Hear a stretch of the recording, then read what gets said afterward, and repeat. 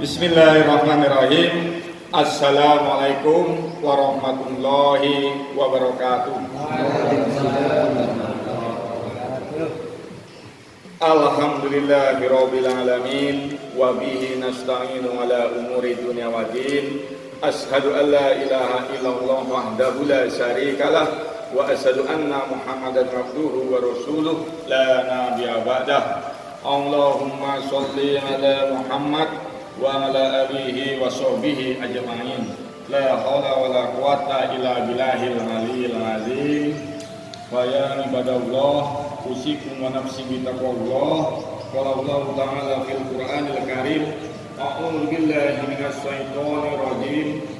Bismillahirrahmanirrahim. Ya ayyuhalladzina amanu taqullaha haqqa tuqatih wa la tamutunna illa wa antum muslimun. Kepada yang saya hormati Bapak Muhammad Zainuddin beserta kawannya, Saudara Agung Purnomo Aji, yang alhamdulillah bisa bersilaturahmi pada kesempatan malam ini di Masjid At-Taqwa ini, dan juga yang saya hormati seluruh jamaah sholat isya dan pengkajian malam 1. Pertama-tama marilah kita mengucapkan rasa syukur kita kepada Allah Subhanahu wa Ta'ala atas limpahan rahmat dan karunia-Nya. Alhamdulillah, syukur kita pada malam hari ini masih diberikan nikmat sehat baik jasmani maupun rohani, dan tentu juga nikmat kekuatan hati, ketetapan hati, sehingga kita masih istiqomah untuk mendatangi masjid ini dalam rangka sholat isya berjamaah sekaligus dilanjutkan pengkajian malam 1. Mudah-mudahan dicatat oleh Allah sebagai amal ibadah kita di akhir nanti. Keduanya sholawat beserta salam semoga oleh Allah tetap dilimpah curahkan kepada junjungan kita Nabiullah Nabi Muhammad sallallahu alaihi wasallam. Bapak dan hadirin seluruh jamaah yang berbahagia, mohon maaf saya di depan bapak-bapak ini bukan saya ini merasa pintar, tidak ya, tetapi ini mari kita bersama-sama menuntut ilmu atau mengkaji ilmu-ilmu Allah, dan mudah-mudahan apa yang disampaikan nanti bisa menjadi atau menambah perbendaharaan ilmu pengetahuan kita. Baiklah Bapak-bapak sekalian, pada akhir Ramadan yang lalu pada khutbah Jumat telah saya sampaikan tentang wajibnya menuntut ilmu ya, dan juga wajibnya orang untuk menyampaikan ilmu. Selanjutnya pada kesempatan khutbah Jumat 2 Jumat yang lalu ya, 2 minggu yang lalu juga saya sampaikan tentang keutamaan ya, keutamaan menuntut ilmu dan juga orang yang menyampaikan ilmu. Pada kesempatan ini saya masih ingin menyambung ya, tentang ilmu ini ya, masih meneruskan tentang ilmu. Pada kesempatan kali ini saya beri judul syarat menuntut ilmu. Jadi sebelum ini saya sampaikan, saya menggunakan referensi ya, referensi saya tentang ilmu ini saya ambil dari kitab Taklim Muta'alim. Barangkali kalau Bapak Zainuddin mungkin hatam ya kitab ini ya. Kalau saya dulu alhamdulillah hatam juga sebenarnya, cuman setiap malam minggu itu saya selalu bolos. Kepala rombongan saya ini, kepala kelompok saya Bapak Sapi ini. Baiklah, jamaah yang berbahagia, sebagai seorang muslim mencari ilmu atau tolabul ilmi adalah suatu kewajiban, sebagaimana hadis yang diriwayatkan oleh Ibnu Abdil Bar yang artinya mencari ilmu itu adalah wajib bagi setiap muslim laki-laki maupun muslim perempuan. Karena itu, seorang pencari ilmu atau pelajar harus memiliki bekal-bekal yang cukup sehingga dia sukses dalam pencariannya. Hal pertama yang harus dimiliki dan dilakukan oleh orang yang sedang mencari ilmu, yang menuntut ilmu seperti kita ini ya, adalah niat yang sungguh-sungguh. Nah, jadi pertama itu yang paling niatnya sungguh-sungguh kan. Karena niat ini kalau jabaran panjang lagi, harus ikhlas dan sebagainya. Jadi awalnya harus niat yang sungguh-sungguh. Nah, tersebut dalam kitab Taklim Muta'alim ya, oleh Syekh Az-Zarnuji. Nah, jadi Syekh Az-Zarnuji ini adalah orang yang menulis kitab Taklim Muta'alim ya. Beliau ini hidup di abad ke-13 ya, yang di waktu itu masa kejayaan Islam di bidang ilmu pengetahuan. Ada tiga biografi yang berbeda pendapat tentang Syekh Az-Zarnuji ini ya. Ada yang bilang lahir di Afghanistan, ada yang menyampaikan lahirnya di Iran, dan ada yang menyampaikan juga dia lahir di Turki, di kota Az-Zarnuji. Zarnuji itu sebuah kota di Turki. Niat mencari ilmu, khususnya ilmu agama, setidaknya mencakup hal-hal berikut. Niat mengharapkan ridho Allah Subhanahu wa Ta'ala untuk menggapai kebahagiaan akhirat, membasmi kebodohan bagi dirinya dan kebodohan orang-orang di sekitarnya. Nah, jadi menuntut ilmu itu niatnya semata-mata hanya karena mengharapkan ridho dari Allah Subhanahu wa Ta'ala ya, untuk menggapai kebahagiaan akhirat. Yang pertama, membasmi kebodohan bagi dirinya sendiri.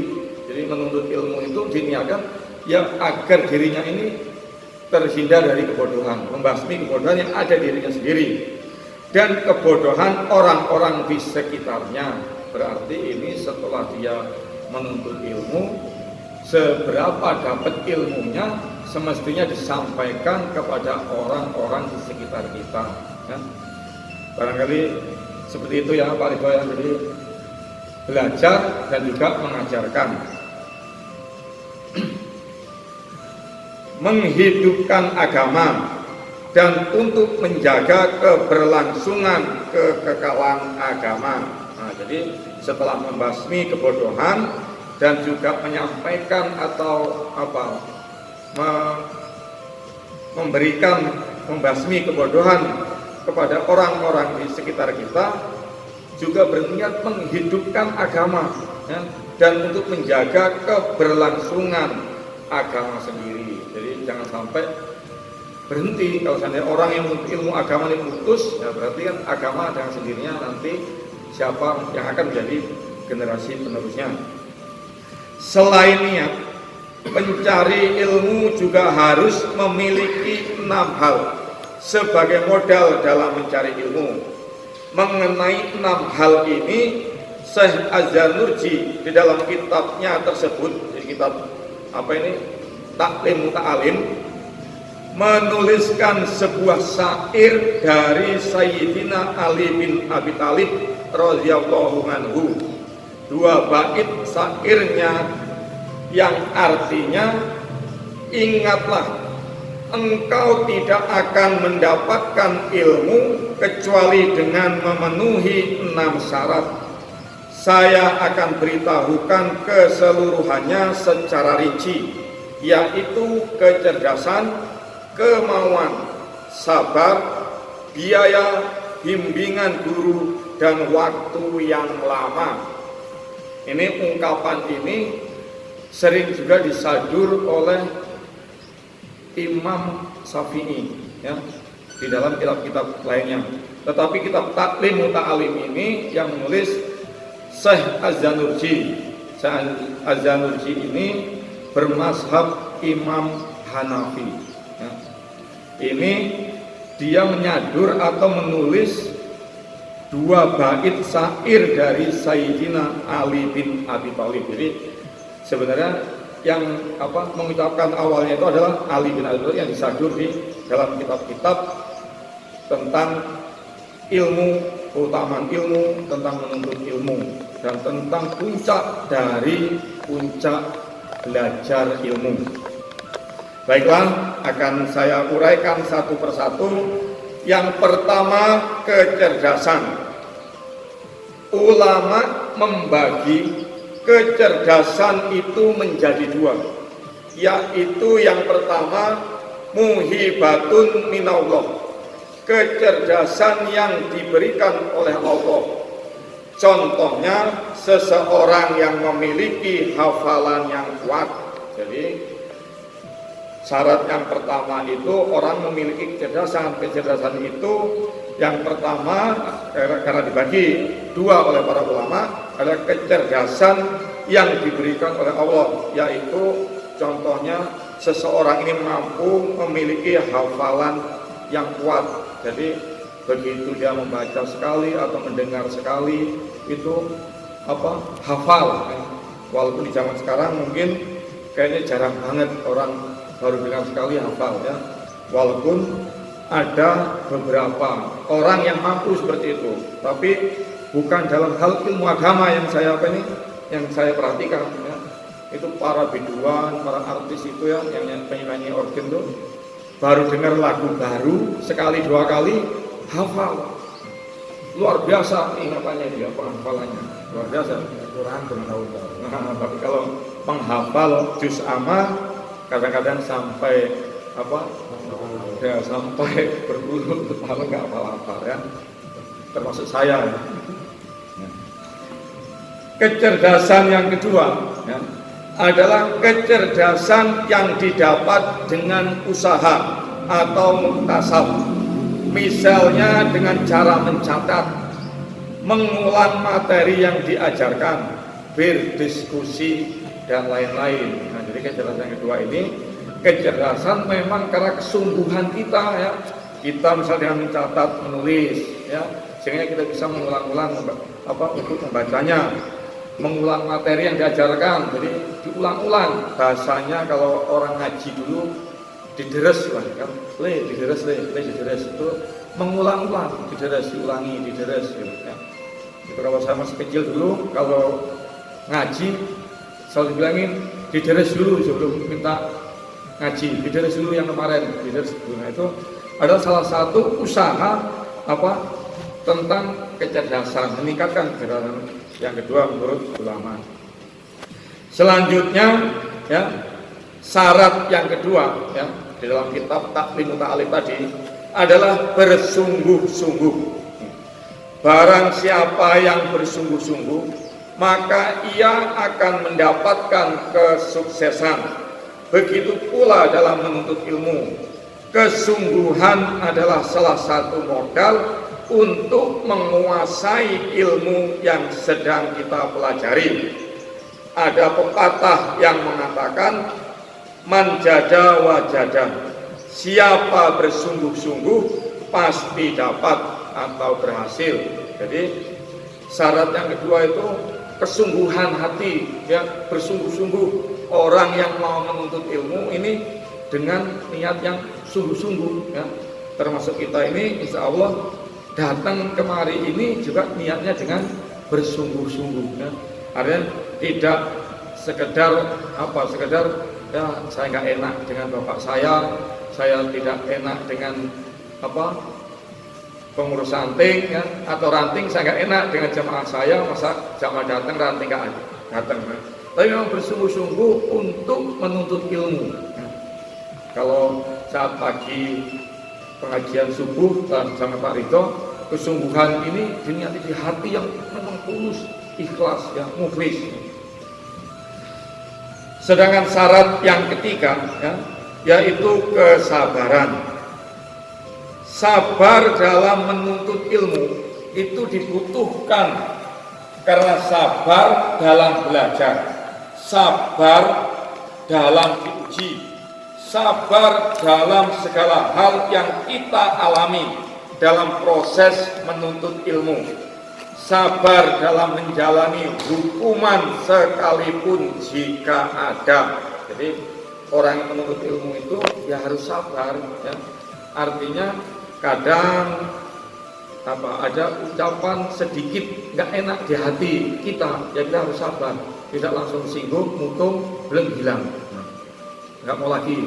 Kalau anak sekolah itu magel, ya, baru dimarah gurunya atau gara-gara nggak ngumpul PR dihukum, mutung nggak mangkat nih, metu, pindah sekolah misalnya. Ini orang yang nggak sabar, ya. Kalau misalkan kayak saudara Aji, ya, mungkin pernah dihukum suruh nyuci WC, pernah Aji karena telat. Ya harus sabar, ya, tidak selalu terus mutung gitu ya di waktu sekolah, ya. Karena apa? Karena hidup ini adalah ujian. Jadi pasti Allah akan menguji kesungguhan kita dalam menuntut ilmu. Jikalau kita lolos dalam menjalaninya, maka kita akan dinaikkan tingkat kita dari yang sebelumnya. Nah, jadi jika kita diuji kok tahan, ya, berarti Allah itu akan menaikkan derajatnya satu tingkat lebih tinggi dari yang sebelumnya, ya. Kan orang ngaji itu bermacam-macam, kadang dimarahin, ya, kadang kamu kayak gini aja nggak bisa-bisa, ya. Hal yang lumrah, ya. Dulu saya ngaji kalau dimarahin sudah kayak udah walah, ya, ribut dijewer sama almarhum Pak Makmur, ya, dulu udah dijewer ya, biasa gitu, ya. Artinya tidak diambil hati, dimarahin ya tidak diambil hati. Itu adalah sabar, ya. Pepatah mengatakan orang yang cerdas adalah orang yang tidak akan pernah berhenti belajar. Jadi orang yang cerdas atau orang yang pintar itu adalah orang yang tidak akan pernah berhenti belajar. Nah, ini pepatah itu akan seperti itu.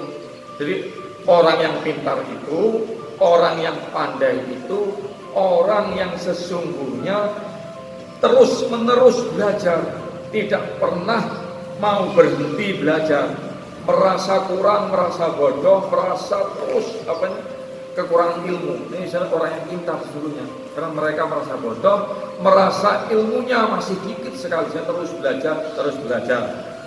Dan orang yang bodoh yang sudah merasa cukup dengan ilmu pengetahuannya. Nah, ini pepatah seperti itu, ya. Jadi kalau orang sudah merasa saya sudah cukuplah sampai sini saja, nah, ini sebenarnya mereka ini sudah bodoh. Kan ada orang, saya tak sudahlah cukup dari sekolah, cukup madrasah sajalah, dan saya tak tamat kitab bidayah saja, udahlah nggak mau ngaji yang lain. Ya, kalau dulu suka ada atau omongan, ya, saya tak ngaji cukup sampai kitab ngukul dilijen saja, habis itu nikah sudah cukup, sudah punya modal untuk nikah. Artinya dulu seperti itu kalau para santri pada zaman saya ngaji dulu seperti itu. Tetapi sesungguhnya justru itu adalah pepatah mengatakan orang yang bodoh, orang yang sudah merasa cukup atau sudah merasa pintar. Selanjutnya syarat yang keempat adalah biaya. Dalam menuntut ilmu tentu butuh biaya atau bekal. Tidak mungkin menuntut ilmu tanpa biaya atau tanpa bekal. Ini bekal ini penting banget, ya. Biaya itu penting. Nah, artinya hal yang sepele aja, ini bukan orang sekolah ya, apa orang mondok, orang ngaji ya, di pesantren. Kita ini kesini aja ini belum bekal ya. Minimal yang pakai motor itu ya kalau setetes, 2 tetes butuh bekal, dan itu dapat dari beli. Ada bekalnya ada, ada bekal. Belum bekal-bekal yang lain ya. Harus kita beli peci karena pakai peci, misalnya beli sarung karena pakai sarung, ya itu adalah bekal ya. Contoh para imam-imam yang tersohor dahulu ya, misalkan Imam Malik itu sampai menjual salah satu kayu penopang atap rumahnya hanya untuk menuntut ilmu ya.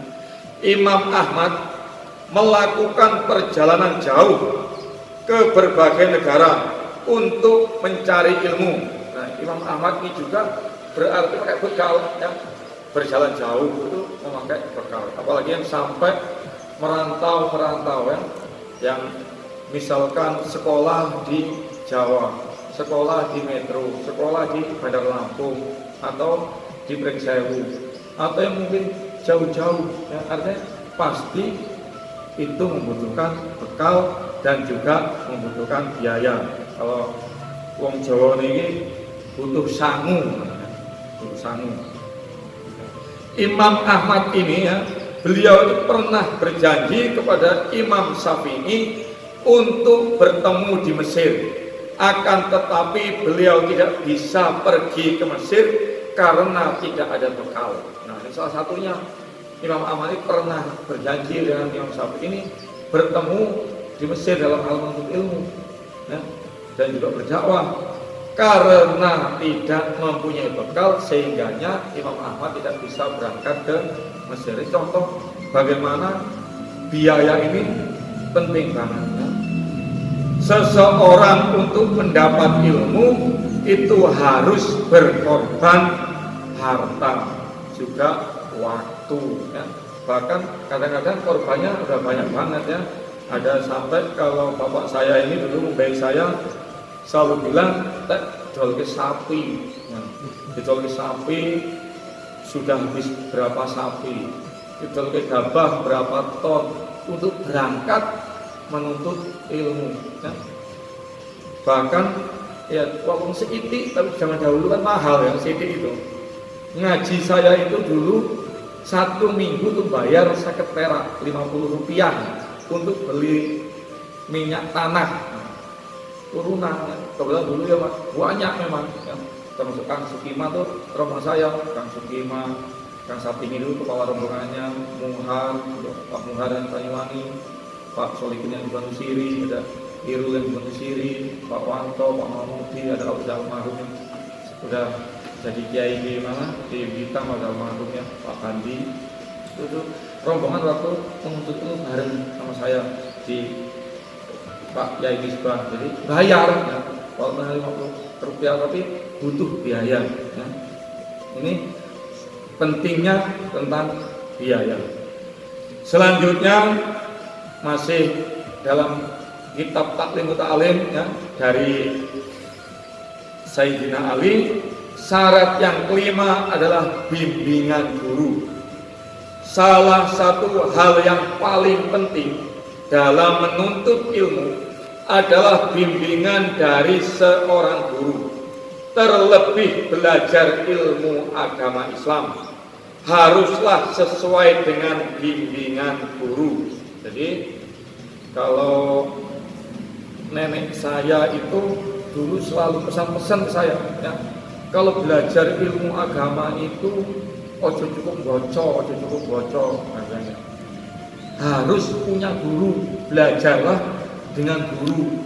Dan ini pesannya Ali bin Abi Thalib, khalifah yang keempat, juga sekaligus menantunya Nabi Muhammad SAW, suami dari Fatimah ya, anak dari atau putri dari beliau Nabi Muhammad SAW ya. Jadi guru ini penting ya. Jadi bahkan kalau nenek saya itu selalu berpesan, guru itu usahakan guru yang bersanad, yang punya sanadnya jelas, guru-guru ke atasnya. ya. Yang guru itu tidak belajar dari alam gaib lah bahasanya gitu. Hasil dari pertapaan, hasil dari analisa pribadi, hasil dari insting. Jadi itulah kalau nenek saya selalu pesan gitu ya. Nenek saya almarhumah itu selalu pesan guru yang bersanad, guru yang jelas dulu ngajinya di mana, guru yang mondoknya di mana, ya. Ngaji dengan siapa, jelas, ya. Sehingganya tidak sembarangan. Itu kalau pesan guru itu. Terlebih belajar ilmu agama Islam, ya, ini yang harus dengan bimbingan guru. Belajar agama Islam janganlah secara otodidak semata, karena akan menjadi bahaya jika salah memahami suatu teks ayat atau hadis. Nah, ini pentingnya guru. Guru itu saat ada ayat supaya penjabarannya itu sesuai, ya. Tentu kalau orang sudah belajar ahli tafsir, mau belajar tafsir kepada ahli tafsir, ya. Mau belajar hadis dengan ahli hadis, ya. Contohnya saja itu Imam Al-Bukhari itu orang yang suka meriwayatkan hadis, ya, meriwayatkan hadis yang terkenal sahihnya. Beliau itu belajarnya itu sampai memiliki 1008 guru. Banyak guru, sampai 1008 guru itu untuk membandingkan dengan guru yang ini seperti ini, dan guru yang ini seperti ini, dengan guru yang seperti ini, ada perbandingan. Dan ini dulu selalu pesan, ya, nenek saya sekaligus guru saya, ya, karena ngajinya saya di meter dengan nenek saya langsung, ya. Kalau dengan Pak D saya karena bandel saya, ya, Pak D Mahmud Sal bandel, ya. Justru nenek saya selalu pesan dengan guru dan jangan cukup satu, jangan puas dengan satu. Saat kamu mendengar dengan guru ini dan kamu masih ragu di hatinya, cari guru yang lain. Dan bisa jadi guru yang lain bersilang pendapat, nggak sama. Tetapi jadikan itu sebagai perbendaharaan ilmu. Kan ada orang misalnya baru belajar ilmu, dapat satu hadis, dua hadis dan satu guru, langsung pelan mentah ini yang paling sahih, ini yang paling benar, dan ini yang paling harus sesuai. Nah, sehingganya melihat amalan orang dibilang salah, awal beliau salah, padahal hanya salah penafsiran dalam ayat atau hadis, ya. Bisa jadi justru kita yang menyalah-nyalahkan itu berada pada tempat yang salah. Itu pesan guru saya seperti itu dulu, ya. Jadi saat kita belajar, kalau nggak sesuai, kurang sreg di hati, wah ini nggak cocok, cari lagi, dan nanti cari referensi yang paling pas, yang paling sesuai dengan Al-Quran dan hadis. Ini selalu punjernya, termasuk tafsir, ya. Kalau tafsir itu kan saya belajar tafsir Al-Jalalain, walaupun nggak selesai, ya, Al-Jalalain, tapi oleh saya yang lain dipelajari, tafsir yang lain untuk penyeimbang, untuk sebagai bahan sebagai referensi, ya. Tidak serta-merta langsung mengatakan ini yang paling pas, ini yang paling cocok, sesuai dengan hati, sesuai dengan keinginan. Karena apa? Karena agama bukan cocoknya nggak cocok, bukannya sesuai nggak sesuai dengan keinginan kita, tetapi agama adalah sesuai dengan ajaran Al-Quran dan hadis yang dicontohkan oleh Nabi SAW. Dan ini soal guru ini begitu penting, dan sehingga tidak cukup hanya membaca dan mendengarkan Google. Nah, kalau sekarang kan buka di Google, nah, di Google banyak di Google, tetapi referensinya berbeda, ya. Coba kalau Google yang keluar dari Rubrika, Google yang keluar dari kan berbeda, atau Muslim, atau dengan Muhammadiyah online itu, atau dengan NU online itu sudah berbeda. Nah, jadikan itu referensi, mana yang paling sesuai, carikan yang sesuai. Memang begitu, bahkan dikasih contoh oleh Al-Bukhari Muslim itu untuk meriwayatkan satu hadis belajar gurunya sampai 1080, luar biasa banyaknya, ya. Dikarenakan begitu pentingnya bimbingan guru, maka kita haruslah menghormati dan memuliakan guru. Ini dalam kitab Taklim Ta'lim ini memang sudah seharusnya kita ini menghormati dan memuliakan guru. Ya. Bahkan ada satu riwayat, ya, di situ itu pentingnya memuliakan guru. Ya. Pentingnya menghormati seorang guru, ya, itu tertulis, ya, ada beberapa riwayat. Bahkan kalau tentang guru-guru dan juga adab itu ada satu kisah cerita mengenai lain hal yang saya ceritakan tentang dua santri yang kecerdasannya sama, ya, yang juga waktu belajarnya sama, yang dipelajari sama, cara deresnya atau cara belajar sama, tetapi keberkahan didapat setelah dia kembali ke daerah masing-masing berbeda jauh. Hanya hal sepele. Apa itu?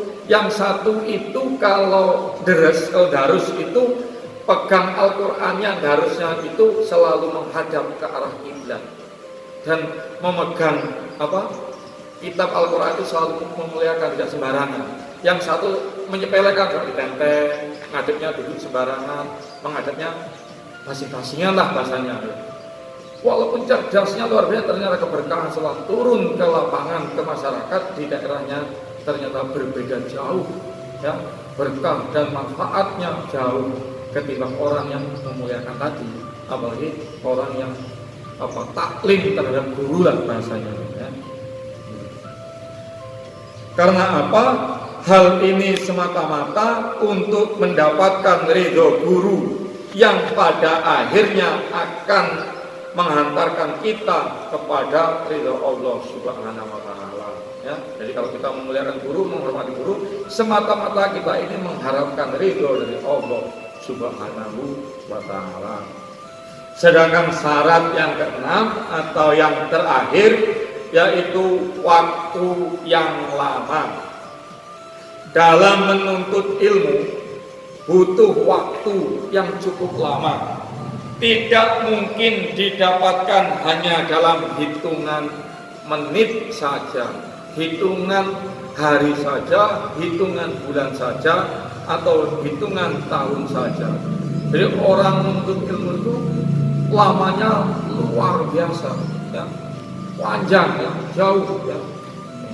Bahkan ini ada sebuah kisah, ya, yang saya alami, ya, ini mohon maaf saya sampaikan kisah saya pribadi ya, kami semua orang.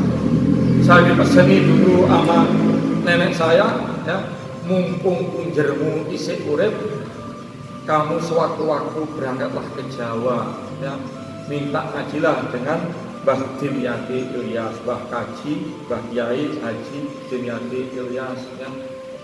Kalau saya panggil Mbah, kalau beliau itu adalah paman ragilnya ibu saya. Nah, suatu kesempatan saya belajar ke sana betul waktu pulang dari waktu saya di Jakarta kuliah, 2 bulan saya sempatkan tahun 96. Nah, mumpung juga ada acara haulnya dulu eyang saya ke sana. Begitu saya dipesani dan saya sampaikan, saya disuruh ngaji sama beliau hanya tafsir Al-Fatihah. Dan itu saya diminta waktu minimal 6 bulan. Saya kaget luar biasa, Mbah, saya hanya libur 1 bulan setengah. Padahal dibilang tafsir ini harus belajar yang minimal 6 bulan. Itu aja dikebut. Nah, luar biasa ternyata, ya. Begitu saya minta tolong dicepati, tolong diringkas dalam waktu 1 bulan setengah, ternyata tafsir Al-Fatihah jauh dari sempurna saya rasakan. Ternyata saya belum dapat apa-apanya. Makanya kalau ada cerita dulu Kiai Haji Ahmad Dahlan, waktu masih bernama Muhammad Darwis, ya, dengan Kiai Haji Hasyim Asy'ari dan juga Raden Ayu Kartini ngaji di tempat yang sama, ya, di tempat Kiai Soleh Darat Semarang. Itu tafsir Al-Fatihah lamanya memakan waktu hampir setahun. Sebelum beliau berangkat sama-sama ke Mekah untuk melanjutkannya kepada Syekh Qutb di Mekah. Al-Fatihah 1 tahun itu Kiai Haji Ahmad Dahlan, Kiai Haji Hasyim Asy'ari. Yang paling cepat siapa? Raden Ayu Kartini. Ya. Cukup 6 bulan lebih sedikit beliau selesai. Tapi waktu luar biasa, cepat dan memang kecerdasan luar biasa. Begitu hatam dari tafsir Al-Fatihah, Raden Ayu Kartini menuliskan buku Habis Gelap Terbitlah Terang. Ceritanya panjang. Jadi orang-orang dahulu itu untuk menulis sesuatu itu bukan luar biasa waktunya ya. Ini ya nggak ujuk-ujuk artinya. Belajar Al-Fatihah sama ya. Saat yang Muhammad Hazari saat Pancasila itu satu ketuhanan yang Maha Esa itu nggak ujuk-ujuk itu ternyata ya. Melalui panjang saya baca sejarah Hasyim Asy'ari itu sampai menghatamkan Al-Quran dulu ya, puasa 3 hari turun-turun ya, minta petunjuknya nggak ujuk-ujuk lah bahasanya ya. Artinya nggak ujuk-ujuk Allahu Ahad, ini Tuhan yang Maha Esa, artinya di dalam bait ketuhanan yang Maha Esa itu yang pertama ya, sila yang pertama artinya kayak gitu, artinya itu adalah bimbingan guru ya, waktu yang lama. Jadi waktu yang lama ini adalah sudah menjadi menjadi syarat yang terakhir menurut Sayyidina Ali bin Abi Thalib ya, yang disadur di dalam kitab Taklim Ta'lim yang ditulis oleh Syekh Az-Zanurji ya. Imam Al-Baihaqi berkata, ilmu tidak akan mungkin didapatkan kecuali dengan kita meluangkan waktu. Jadi kata Al-Baihaqi ini, ilmu itu tidak akan mungkin didapatkan kalau kita ini tidak mau meluangkan waktu. Termasuk kita ngaji hari ini kalau nggak mau meluangkan waktu, ya nggak mungkin kita mau ngaji. Ya minimal kita akan dapat perbendaharaan ilmu pengetahuan dari Ali bin Abi Thalib tentang syarat menuntut ilmu. Misalnya kita kalau menjadi orang tua, membiayai anak, ya memang salah syaratnya itu ya. Harus menjual sapi ya. Kadang bahkan ada yang menjual sawahnya, ya memang syarat menuntut ilmu ya. Kalau pegawai negeri ada yang menggadaikan SK-nya untuk biayai anaknya, ya memang salah satu syaratnya ya. Imam Al-Qadi ditanya, sampai kapan seseorang harus menuntut ilmu?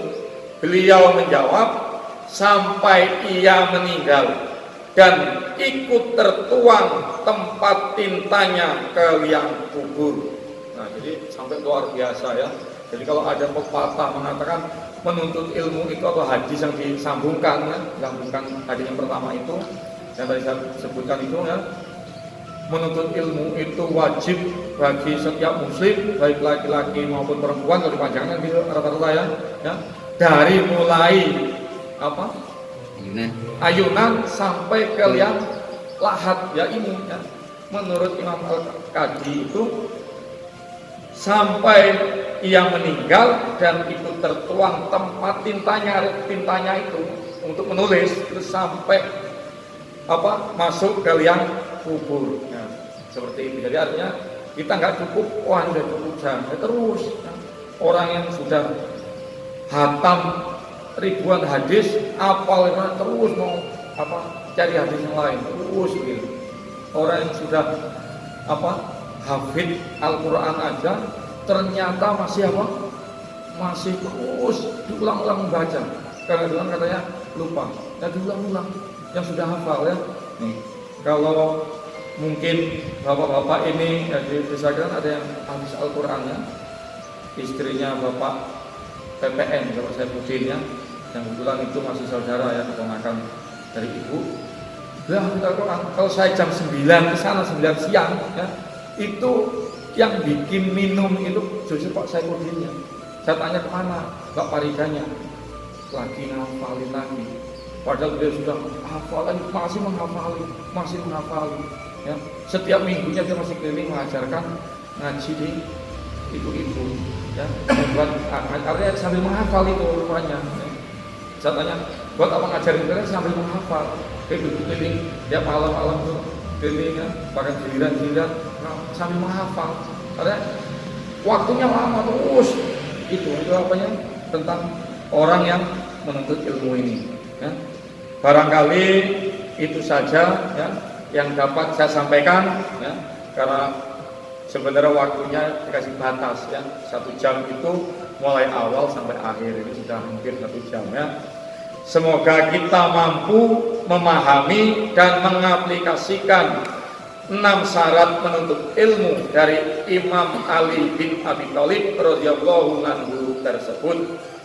Jadi jangan pernah ada patah semangat ya, jangan ada gampang putus asa, jangan gampang kita mutungan, jangan gampang kita apa namanya putus asa itu apa namanya itu? Ya, frustasi. Artinya ayo kita semangat terus menuntut ilmu ini, diniatkan karena mencari ridho dari Allah Subhanahu wa taala. Demikian saja, mudah-mudahan bermanfaat untuk kita semua dan apa yang saya sampaikan bisa menjadi perbendaharaan ilmu pengetahuan kita dari awal sampai akhir. Jika ada kebenaran itu semata dari Allah Subhanahu wa taala, dan jika ada kesalahan itu murni pribadi dari pengetahuan saya yang masih minim. Astaghfirullahaladzim, astaghfirullahaladzim, astaghfirullahaladzim. Innallaha ghafurur rahim. Wallahul muwaffiq ila aqwamit thoriq. Wassalamualaikum warahmatullahi wabarakatuh.